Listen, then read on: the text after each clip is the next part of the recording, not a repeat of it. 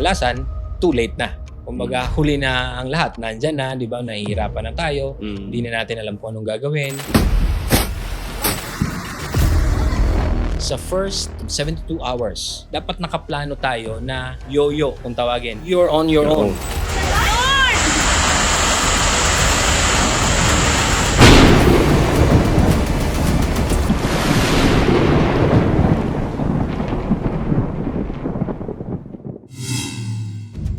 Magandang araw po mga kasambahay at mga ka-lifesaver. Kasama pa rin po natin si OCD spokesperson, si Sir Juni Castillo, para pag-usapan naman natin ano ba yung mga bago na kailangan nating malaman ngayon in terms of disaster preparedness sa mga responders natin at kung nasaan na ba ang ating paghahanda pagdating sa mga sakuna. So ngayong umaga po pag-uusapan natin yan para matutunan natin at malaman natin kung ano ba yung dapat nating gawin sa iba't ibang mga aspeto ng disaster preparedness. Yan. Good morning po ulit, Sir Juni. Good morning, Benedict. Good morning ulit sa ating mga tagapanood. Yan. So ngayon po ba, ano po ba ang pinakabago natin in terms of World Risk Index na sa pag-aaral? Ano po ba ang bago? Siyempre dun sa World Index, no, na kakalungkot na makita, no, na nandun ulit tayo sa top spot, no, dun sa World Risk Index, no. Kung titingnan natin, itong World Risk Index, no, medyo bumaba na tayo dati. Dyan, di ba? Pero siyempre hindi natin maiiwasan, no, ang daming mga bago din. But pinag-usapan natin ang climate change, hindi na ito sa hinaharap. Ito ay mga nararamdaman na natin, di ba? Kaya kumbaga yung mga paghahanda natin, kailangan talagang humabol. 'Di ba? Kasi kailangan palakasin natin, no, kasi dun sa World Risk Index ang pinag-uusapan doon susceptibility, no, meaning ano yung mga kahinaan natin, no, na kapag dumating yung mga or maranasan natin yung mga hazards na yon, no, o mga bantang panganib na yon, eh hindi ganoon kataas ang magiging masamang epekto sa atin, no. So kailangan natin maghabol doon. Pangalawa, yung dun sa ating coping capacity. Yung coping capacity naman kung paano tayo agarang responde doon, eh. 'Di ba? Kaya nabanggit mo nga, no, kailangan palakasin natin yung ating mga paghahanda, pagresponde, 'di ba? Plus yung pangatlo doon na isang tinitingnan sa World Risk Index ay ito naman yung adaptive capacity. 'Di ba? Yung mga long-term na mga paghahanda natin, no, na mga long-term change, mga plano, 'di ba? Yun yung dapat kumbaga maka-adapt na tayo doon. Tumaas ang capacity natin doon, no, para at least ma-counter natin yung exposure natin sa mga bantang panganib na ito, ano. Kaya doon talaga yung natin, yung dapat gawin natin. Maghabol tayo doon para hindi tayo naiiwan ng mga pagbabago nung klima, 'di ba? Nung mga hazards na mas lumalakas, 'di ba? Kaya yun yung kailangan nating gawin doon para bumaba yung rating natin or yung antas natin, level natin doon sa World Risk Index. Siyempre considering na ang Pilipinas nasa Pacific Ring of Fire, talagang hindi na natin maiwasan talaga yung mga disaster. Pero sir, yung pong bansang Japan, although ano rin naman sila nandoon, ano po yung nakikita nating factor bakit sila bagamat nandoon, or ano ba yung nakikita nating dapat pa nating improve na magawa na mas bumaba tayo doon sa list ng World Risk Index? No. Kung titingnan natin doon sa listahan na yun, Japan nasa mababa siya. Yes. Pero pag tiningnan mo yung exposure, mas mataas actually yung kanyang exposure, no. Tama ka, wala tayong magagawa doon, eh. Nandito tayo sa lugar natin unless umalis tayo lahat dito sa lugar natin na hindi naman mangyayari, no. Kaya pero sa Japan, no, ang nakita natin doon, ang baba nung kanilang susceptibility, meaning yung kahinaan nila, 'di ba? Yung weakness nila, napakababa. Mataas yung kanilang coping capacity at saka adaptive capacity, meaning kayang-kaya nilang rumisponde agad. Ito yung kapasidad nila. Ang daming mga long-term na kumbaga ang tagal na nilang ginagawa, nakasama na sa kanilang kultura. 'Di ba? Yung mga paghahanda na ito, in fact araw-araw na pamumuhay kasama na nila, no, kaya tumaas yung kanilang coping and adaptive capacity. Yun yung kailangan nating gayahin. Kasi maaaring sabihin ng iba, bakit natin ko-compare, ibang bansa nandito tayo.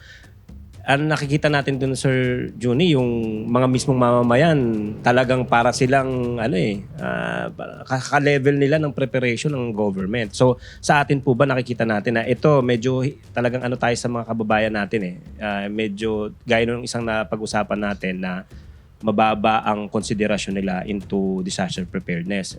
Pugwa, nasa bandang ilalim. Kung tatanungin mo sila, nasa bandang ilalim yung paghahanda sa disaster. Tama. Kung babasehan ulit natin yung ginagawang mekanismo sa Japan, no? Meron silang tatlong sinasabi doon na unang-una, 'di ba, yung self-help. Self-help. Yun muna, tutulungan mo yung sarili mo, 'di ba? Pangalawa, yung mutual help, 'di ba? Hingi ka ng tulong sa kapitbahay, sa komunidad, 'di ba? Doon pa rin sa lugar. Then pangatlo pa lang yung government help, kumbaga, 'di ba? Na kasi ganung level talaga siya, 'di ba? Unang araw wala talaga, kayo lang yun eh. Ginagawa na rin ito, kumbaga, itong mechanism na to ay sinusunod or ginagawa na itong giya. Like kunyari dito sa Metro Manila Contingency Plan, and then pagdating sa Harmonized National Contingency Plan, meron na rin nakalagay doon na sa first 72 hours, di ba? Dapat nakaplano tayo na yo-yo kung tawagin, di ba? Yes. You're on your own, di ba? Nakaplano ka na sa loob ng 72 hours, maaring wala pang tumulong sa akin or hindi pa makakarating yung tulong sa akin. Yun yung dapat kong paghandaan. Di ba? Tapos sa mga next naman, yung mga agencies or mga government agencies naman ito, no, ay sila naman ang magpaplano doon, di ba? Na kaya lang nung ay 3 araw, di ba? Bago So dumating. dapat bago matapos yung ano ba ang pinakamabilis na makakapunta na kami para makatulong na kami. 'Di ba? Hanggang pagdating dun sa ano na ang gagawin ng gobyerno, ng buong gobyerno at saka nung pribadong sektor din, 'di ba, na may mga kakayahan na ahensya, ay papaano naman ang maitutulong dun sa nangyayaring mga ganitong insidente o disasters. Yung mga paghahanda, Sir Juni, even sa public, sa private, sa government, nandyan na lahat naka-ready na actually. Nakikita naman natin eh. So, gano'n yung tinitignan kung gaano kahalaga yung mindset. Kasi parang, minsan kahit nandyan na, pag iba yung perspective mo, iba yung mindset mo, nababaliwala. Tama. Personal talaga dapat yung kumbaga paghahanda at saka yung ating nababanggit mo nga mindset, no. So nasa kumbaga pag-iisip talaga ito ng bawat tao, ng bawat individual, no. Na kaya nga sinasabi 'di ba sa atin ng Pangulo na araw-araw na pamumuhay kasama ito, 'di ba? Kasi nga dapat iniisip natin ito sa bawat araw-araw na pamumuhay natin, no. Syempre hindi natin masisi ang mga kababayan natin kung bakit ang inuuna syempre yung mga gut concerns kung tawagin, 'di ba? Gutom, 'di ba? Paano ko pakakainin ng pamilya ko, 'di ba? Tapos paano kami magsusurvive sa ganitong mga crisis, 'di ba? Pero syempre ang iisipin din natin walang saysay lahat 'yan. Kung buhay na ang pinag-uusapan. 'Di ba? Kung buhay ang pinag-uusapan. Kaya unang-una syempre dapat alam natin, no, ano ba ang exposure or yung kinakaharap natin ng mga bantang panganib doon mismo sa ating lugar. 'Di ba?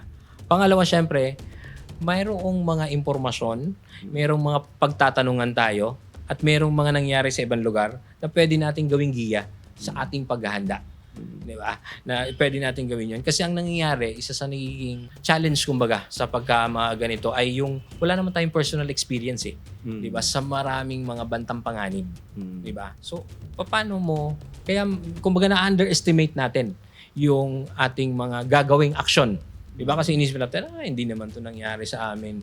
Mula nung pagkabata ko, di naman 'to nangyari, 'di ba? So hindi ko kailangan maghanda at that level, 'di ba? Pero minsan dahil sa pagbabago ng klima o yung mga nangyari nung mga nakaraang siglo, 'di ba? Na pwede pa lang mangyari ito, kaya dapat talaga inaalam natin 'yon, 'di ba? And then pangatlo syempre, yun nga, yung ano ang mga aksyon na kakailanganin, 'di ba? Ano yung mga klaseng paghanda? Hindi sapat na alam lang natin 'di ba? May gagawin din talaga tayong mga pagsasanay, mga kung anong resources 'yan na nakahanda, 'di ba? At the family level talaga. Tsaka yung binabanggit nyo, sir, na parang di pa namin nararanasan yan, wala namang ganyan dito, na nagiging effect tuloy or nagiging resulta dun sa nagiging reactive tuloy dahil dun sa ganong mentality. Tama. At saka, syempre, pagka ganong reactive, ang nangyayari minsan, or kadalasan, too late na. Kumbaga, huli na ang lahat. Nandyan na, di ba? Nahihirapan na tayo. Hindi na natin alam kung anong gagawin. Di ba? Hindi natin alam kung kanino tayo hingi ng tulong. Di ba? So, yung ganong mga pre-arrangement, kumbaga, ginagawa ang paghanda habang malayo pa o habang wala pang nangyayari mga insidente. Yan. Kagaya, Sir Juni, nung last year, 2025, ang daming binahang lugar na hindi naman sila binabaha before. May nakita po ba kayong parang pagbabago din sa mindset ng mga kababayan natin in terms of mga ganyang disaster? Madalas nabanggit nga natin na nagiging opportunity ito para dun sa mindset at sa behavior ng ating mga kababayan. Saka kahit tayo mismo, 'di ba, sa sarili natin pag kami nangyari pa lang na sakuna, doon tayo napapaisip sa sarili din natin ano nga bang dapat kong gawin?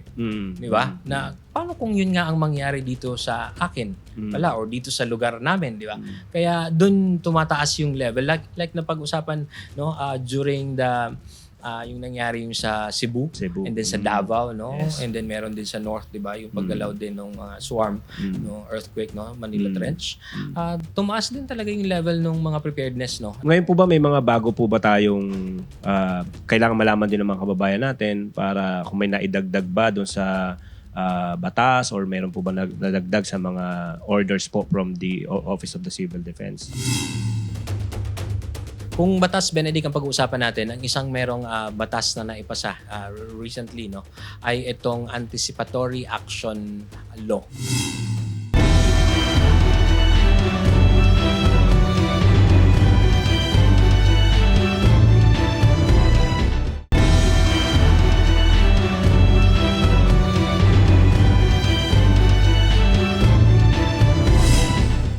Ngayon po ba may mga bago po ba tayong kailangan malaman din ng mga kababayan natin para kung may naidagdag ba doon sa batas or meron po ba nadagdag sa mga orders po from the Office of the Civil Defense? Kung batas, Benedict, ang pag-uusapan natin, ang isang merong batas na naipasa recently ay itong Anticipatory Action Law. Dito, anticipatory kasi tinitingnan natin ano ba yung mga dapat o pwedeng gawin na paghahanda right before dumating yung mga bantang panganib. A clear example nito, halimbawa, pagka may darating na bagyo, 'di ba?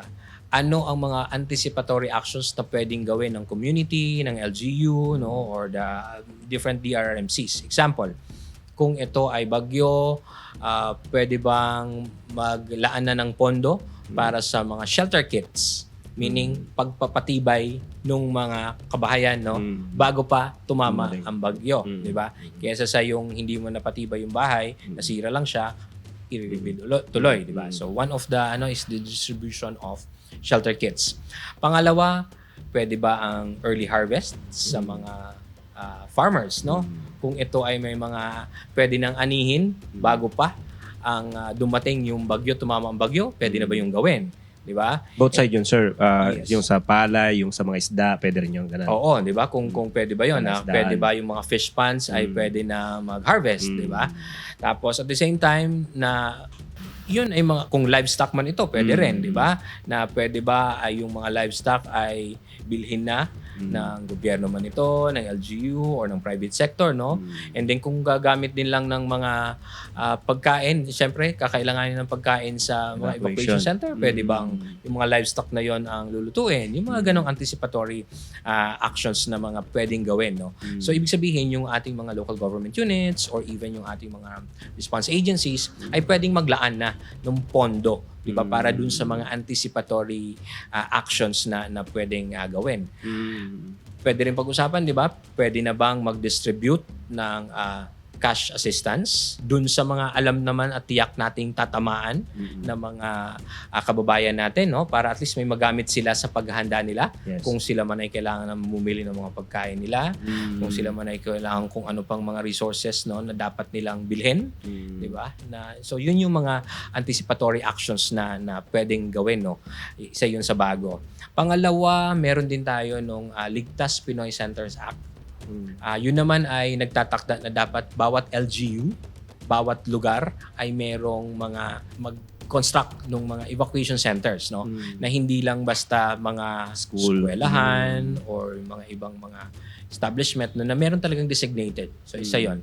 Ibig sabihin, kailangan din maglaan ng pondo ng gobyerno para dyan, di ba? At kung merong mga ibang tutulong, di ba, ay dapat, kumbaga maglalaan din ng para doon. Kasi ang target natin, lahat ng dapat nag-evacuate ay dapat merong designated na evacuation centers, di ba? So nagpa-prioritize lang tayo doon, may mga mekanismo na ginagawa para syempre hindi naman kaya ng pondo agad natin lahat yun mapondohan. So merong mga mekanismo ng prioritization kung sino muna mga LGU ang dapat mauna talaga na mas nangangailangan, then susunod naman yung iba. At yan ay galing dun sa mga nakaraang karanasan. Yes. Tama. Kaya nagkaroon ng ganyan. Dahil nakita nila, ito ang kakulang natin. So, dinagdag ngayon yan na susuporta naman sa mas magiging maayos nating response sa ganyang scenario.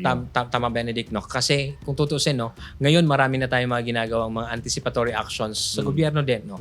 Kung mapapansin nyo, yung mga resources natin, pagkain man yan, manpower man yan, mga gamit man yan sa pagresponde, di ba lagi nating naririnig, meron ng mga preposition resources. Yes. Di ba? Meron tayong mga ginagawang pre-disaster risk assessment. Di ba? Inaalam natin saan, kailan, at gaano katindi yung tatama. Bagyo man yan, di ba? O ibang hazards.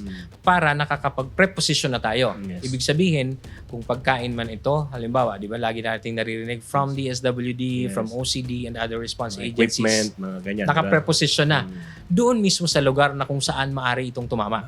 Kasi sa karanasan natin, minsan ang hirap din. Kunyari, mga isla ito, di ba? Ang hirap, doon ka palang magpapadala, masama na yung panahon. Di ba? Hindi na nakakarating yung mga resources na yon. So, prior to that, di ba, naka-preposition na. Ganun din nakalatag yung mga equipment, di ba? Mahihirapan tayo, baka masira ang kalsada at lahat. Hindi na makakadaan, walang access. So, preposition na. Yung equipment ay naipadala na dun sa lugar kung saan una agad kailangan mag-deploy ng mga debris clearing, yung mga ganon. Ganon din yung mga tao natin, no? Na naka-preposition na kung saan nakikita natin na doon sila kakailanganin during and right after a disaster. Yes. At least medyo mawawala na rin ng pangamba yung lalo na yung mga farmers natin na anong gagawin nila. Minsan yan ang nagiging problema, sir. Nakikita naman natin sa mga news na namumroblema sila dahil parating yung bagyo. So, ahaniin nila nang di nila alam kung saan mapupunta yung inani nila. So, ito, may security na sila agad doon. Tama. Pwedeng isama yun sa mekanismo, di ba? Na mag-early harvest itong sila. Sino ba ang bibili nito at kukuha nito at saan ito pwedeng gamitin? Diba? So, para at least yung kabuhayan, kumbaga mabilis na makarecover or kung kaya nga na hindi na apektuhan, di ba? Yung ating mga kababayan na apektado. Sir, siguro sa tagal na rin natin sa serbisyo, nakita natin, and kahit nung bata pa tayo, nakita natin kung gaano matulungin ng Pinoy. Kahit na walang bayad, yung marami tayong volunteers eh. Pero sa ngayon po ba, meron bang bago na pwedeng malaman ng ating mga kababayan na nagbo-volunteer na tumulong kung paano pa sila mas makakatulong sa OCD, sa iba't ibang mga agency? Tama. Unang-una, no, nakasaad naman kasi ito sa batas natin, no, na RA 10121, the Philippine Disaster Risk Reduction and Management Act, yung ACDV. Ang tawag dito, ACDV. Accredited Community Disaster Volunteers. Diba? So, pinalalakas natin ngayon yung mga mekanismo para yung ating mga responder groups, no, private man ito or kung ano mga klaseng grupo, ay magpa-accredit, no, doon sa mga lugar. Lalo na sa mga LGUs, no, kung nasaan sila based at doon nila kayang tumulong. Para at least may mga pre-arrangement, kumbaga, no, nakalatag, alam nung tutulungan kung ano yung kapasidad natin, tayo rin naman, alam natin kung ano yung pangangailangan nung gusto nating tulungan. Yes. So, pwede yung gawin na may mga pre-arrangements, di ba? So, kung accredited na community disaster volunteers tayo, di ba? So, magagawa natin yun kahit wala pa o malayo pa yung bagyo. Di ba? Magagawa natin yon ng tuloy-tuloy year in, year out. Di ba? Lalo na gantong peacetime, di ba? Wala pang mga bagyo. Yes. Alam na natin yon at accredited tayo. Ibig sabihin, tayo naman ay kasama doon sa listahan. Mapapasama tayo sa opisyal na listahan ng ating mga local government units, and then pagdating sa mas mataas na level ng DRRM Council, regional, at pagdating sa national, nakikita natin ano nga ba yung kakayahan ng mga responder groups natin, di ba? Both private and government, di ba? And at the same time, makikita natin din ano nga ba yung kakulangan? Ano yung gap? Para nailalabas at napag-uusapan yun at napagpaplanuhan para napaghahandaan. Di ba? So mahalaga po yun, ano, for our responder groups na tingnan natin yung paano tayo magiging ECDV, na accredited tayo dun sa kung anumang LGU or level of DRRMC na meron. So mahalaga yun, no, na nakikita natin yun. Pero sir, alam nyo naman ng Pinoy, minsan takot sa salitang accreditation eh. Mm. So meron, kasi di ba iba kaya hindi sila, parang natatakot sila, ay baka may hanapin sa amin. So ano po Oo. ba ang, para sa pumaga peace of mind ng mga pupunta for ACDV, ano po ba ang kailangan ng mga kababayan natin na i-produce? May kailangan ba trained sila ng ganito or paano po ba yon? Oo. Dito naman syempre, kumbaga through the OCD, no, ay may mga listahan tayo and then nasa LGU yun kasi dun muna sila unang lalapit, no, na kumbaga ipapakita nila yung kakayahan nila at saka mga requirements na rin. Syempre, hindi natin maiwasan, no? If we want to be accredited, syempre dapat may mga ipapakita mo rin kumbaga yung kakayahan ninyo o kakayahan natin, di ba? Para at least makita rin nila na ito. And then at the same time, maganda rin ito kasi pwede itong gawing giya nung mga gustong bumuo. Diba? Kung gusto nyong bumuo at willing naman din tayo tumulong, no? May isang mekanismo ito para alam ng mga gustong tumulong, di ba, na maganda siguro makita ko rin kung minsan may mga individuals, no, who would want to help. They don't know how to do it, di ba? At least kung makita mo, ito pa pala yung mga accredited sa amin. Gusto ko bang sumali na lang doon? Di ba? Or gusto ba namin bumuo kami ng grupo? Di ba? Para at least mas makikita mo rin na hindi lang ito basta kumbaga okay, gusto kong tumulong at a personal level. Maganda syempre na may kasama ka rin gustong tumulong. Di ba? Naggrupo kayo, di ba? In terms naman of the dun sa mga nagpaplano pa lang at willing talagang tumulong, pwede niyong gawing giya ito na para pala maging accredited dapat ganito kami. Di ba? Dapat kung yun talaga yung papunta ang inyong mga naiisip, no. At saka yung sir, no, tulong din yun eh. Halimbawa, nakita nung mag-a-accredit na kulang kayo, pwede ko kayong tulungan. Tama. Kasi tama. kailangan yun eh. Hindi naman ibig sabihin ng accreditation ay parang i-ano kayo, parang itataboy kayo dahil hindi kayo pasok. Opo. Kundi way yon para malaman ninyo na ito ang kulang, pwede namin kayong matulungan in terms of dun sa requirement. Ayun. Tama. Kumbaga ang pagtutulungan dun sa paghahanda at dito sa mga accreditation na ito ay kasama ito, no, kumbaga both ways, no, na matutulungan din kayo kasi baka mamaya yung kakulangan ninyo ay meron din kaya yung punuan nung mga gusto niyo tulungan, di ba? Para at least nandoon 'yon, ano. And then ang kasama pa syempre diyan sa mga ACDVs natin, no. Itong 'di ba meron tayo nung mga NSRC, may mga NSTP, di ba, yung mga ating mga National Reserve Service Reserve Corps, di ba? Pwede rin 'yun, di ba? Na meron tayong mga NSTP, di ba? Yung mga sa eskwelahan naman, di ba? Gusto ba natin magsama-sama tayo para maging accredited tayo? Kasi nagkaroon na rin tayo ng training mula dun sa NSTP. Nagkaroon na rin tayo ng training sa reservist. Di ba? So, pwedeng papunta rin yun doon. Di ba? Nakikita nyo. Kumbaga may goal na tayong pwedeng tingnan. Kasi ang isang challenge doon sa atin, di ba? Yung sa eskwelahan, di ba, mga estudyante, ay nagkakaroon ng training ng mga ganito. Di ba? Pero parang nawawala na nasa na ba yung mga train natin? Paano ba natin nagamit yun, di ba? Or minsan yun nga, likas marami sa mga Pilipino gusto natin na pwede pala akong tumulong, di ba? So, yun yung mga tinitingnan natin para at least makita talaga natin yung kabuuang kalakasan natin pagdating doon sa mga responders natin, no, at makita rin natin yung kakulangan at matap natin nga itong mga napakaraming willing, no, na mga kababayan natin na gusto talagang tumulong, no. Nakikita lalo sa kabataan, di ba? Oo, tama. Lalo sa kabataan, may mga nakikita na tayong mga LGUs na may mga organisado na silang mga youth responders.